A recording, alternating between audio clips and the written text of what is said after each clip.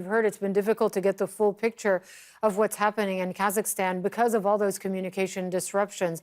But our next guest has dozens of correspondents on the ground there. Torokul Doorov is director of Kazakh service for Radio Free Europe, Radio Liberty, and he's joining me now live from Prague. Thank you very much for joining us, Torokul Doorov.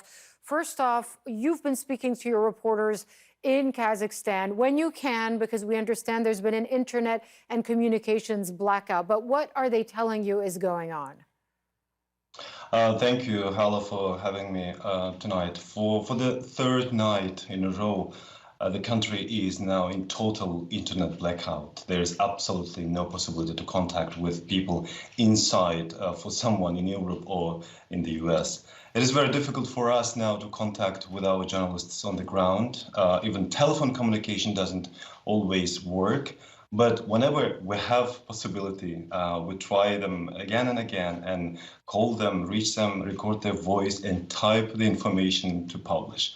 Our journalists from different cities have been telling us now that people are shocked, living in fear about their lives, desperately trying to get some cash from ATMs, as it was said before, since food shops accept only cash. No banks working, ATMs are out of money in many places or damaged. Shopping malls have been robbed or burned in some cities, including Almaty, the largest city. The mayor's office is still burning. And just a couple of hours ago, I've spoken to our correspondent in Almaty who said that outside of his house, on the street, people were asking where they can buy a bread if they see someone holding it. One of the residents told to our journalist that if this situation will continue for 3-4 more days, there definitely will be a big humanitarian crisis.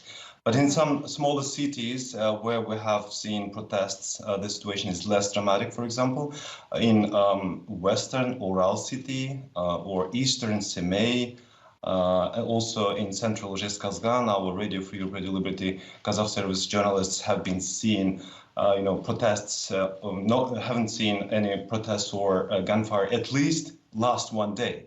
But in northern Aktobe, for example, about 40 people were injured today when police started dispersing demonstrators.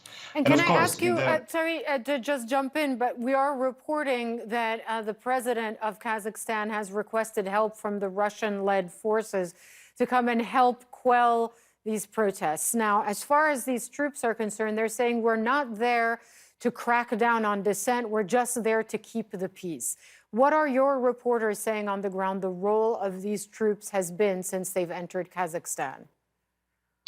Yes, Russian troops arrived already in Kazakhstan from CSTO organization. This is a Russia-led military organization created exactly 30 years ago by several post-Soviet states, including Russia and Kazakhstan, as form of NATO on the territory of the former Soviet Union. What is interesting, this is the first time when CSTO is being involved in such a military operation in one of the member countries.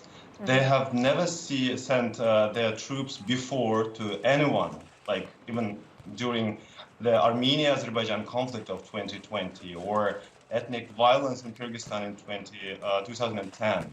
But this time, they responded to the call from Kazakh President Tokayev immediately. So far as the CSTO is saying that these troops will not be actively participating in military operation. They will just guard the important government buildings, airports, etc. But I think very important thing now will be the question, how long will they stay in Kazakhstan? And our journalists, especially in Almaty, they're saying that until now, they're in some areas, they have been hearing some gunfire, but they cannot identify whether they are from CSTO organization or local army. Well, we're going to keep our eye on this. We really, really appreciate you bringing us up to date with the help, obviously, of the people you're able to contact very, very sporadically on the ground. Thank you for the update. Torokul Doorov is the director of the Kazakh service for Radio Free Europe. Thank you. Thank you.